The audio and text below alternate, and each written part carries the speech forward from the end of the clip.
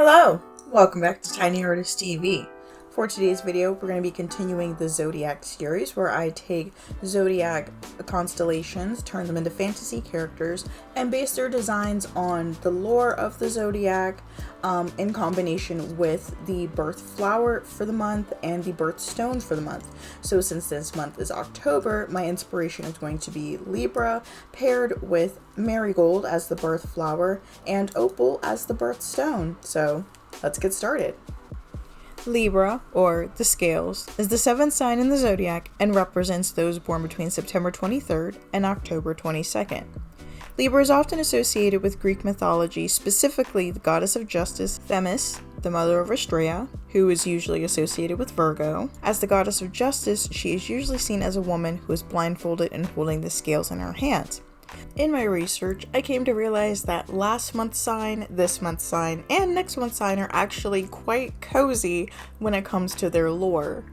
If you watched last month's video for Virgo, you already know that Virgo and Libra are very closely associated, considering their proximity to each other, but Libra is also in proximity to Scorpio as well. So much so that two of its stars are referred to as the claws of Scorpio.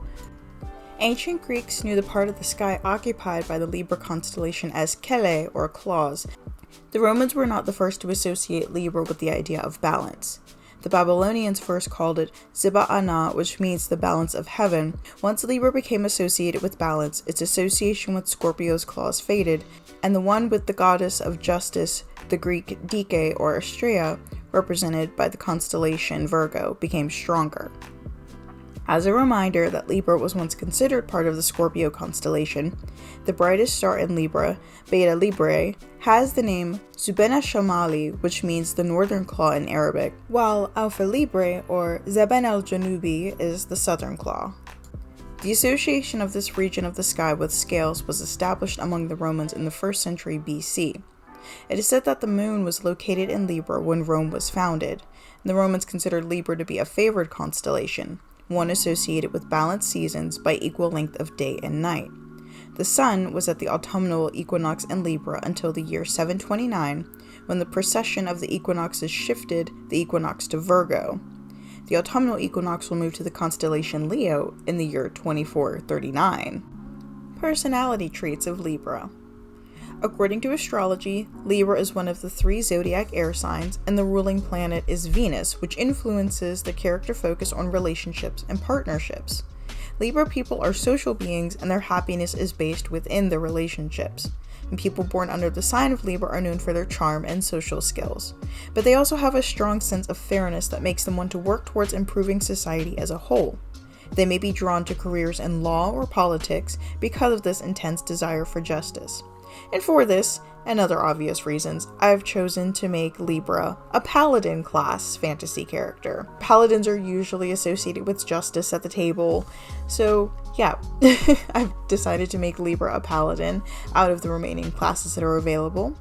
And as far as the design elements that are going into Libra's armor, let's move on to the Marigold and the Opal.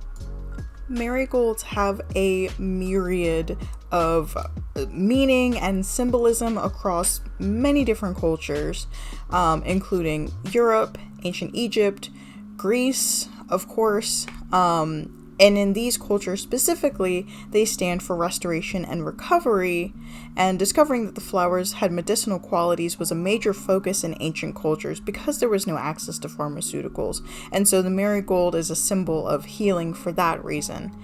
However, in the language of flowers during the Victorian era, the marigold symbolized despair. In those days, individuals would place marigolds in their homes to indicate that they were in sorrow or bring marigolds to the gravesite of a loved one. The strategy resembles marigold significance in Mexico a great deal, but is slightly darker since during the Victorian era, individuals chose marigolds to represent that they were genuinely hurting while mourning a loved one. However, this tactic in Mexico, mostly associated with Dia de los Muertos, is used in Mexico to focus more on compassion and remembrance. The Victorian method was gloomy and depressing. Marigolds also have an association with romance. This is kind of a catch-all flower is what I'm getting here. People frequently connect marigolds with affection and romance. One of the primary mystical significances of marigolds during the Middle Ages was the belief that these flowers could either bring love or let pre-existing love bloom. This was particularly the case with red marigolds, not unlike most other red flowers. Because of this, when they met somebody they enjoyed spending time with, or if they were looking for a new spouse, individuals would always have a bit of marigold with them. They also symbolize brightness, positive energy. In the Hindu religion, Hindus connect the yellow marigold with good luck or the sun's radiant, kindly spirit because of their observation of the yellow marigold's likeness to the sun. Marigolds frequently appear at religious ceremonies, marriages, and holidays like Navratri and Diwali. Marigolds represent innocence, good fortune, and the supernatural in certain circumstances.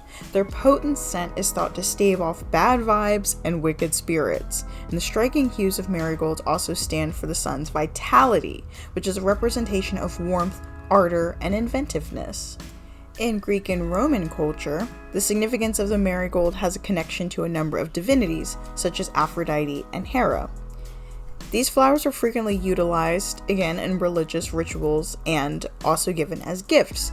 And since marigolds were often thought to bloom for a long time, the flower's title, calendula, originates from the Latin phrase calendae, which means the first day of the month, similar to calendar. And now we'll get a little bit, or maybe a lot of it, into opals. First off, where do opals come from?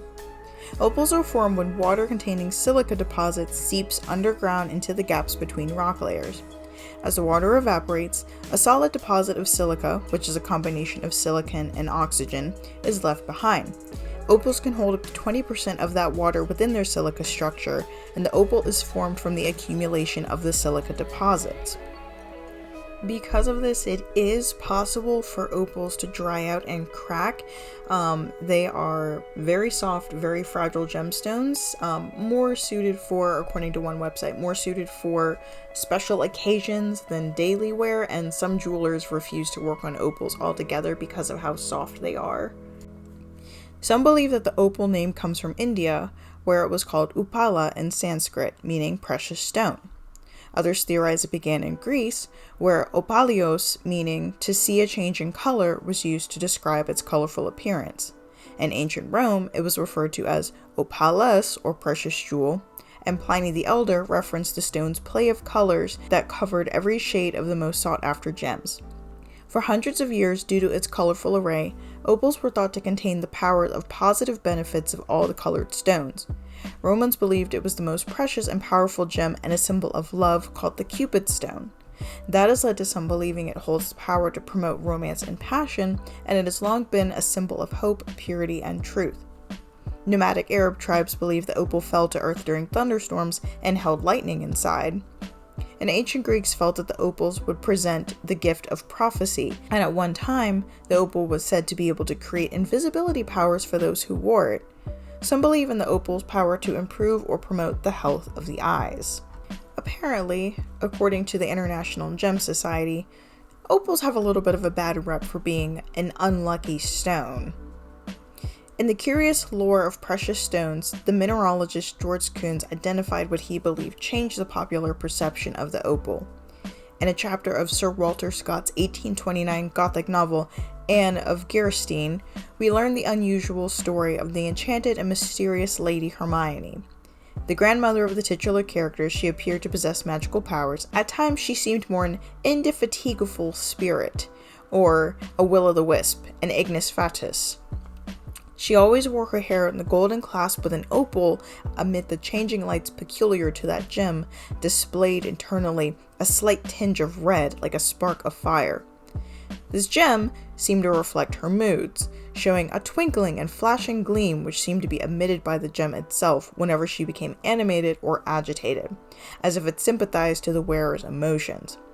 On the day of her daughter's christening, drops of holy water struck her opal, which shot out a brilliant spark like a falling star, and became that instant afterwards lightless and colorless as a common pebble.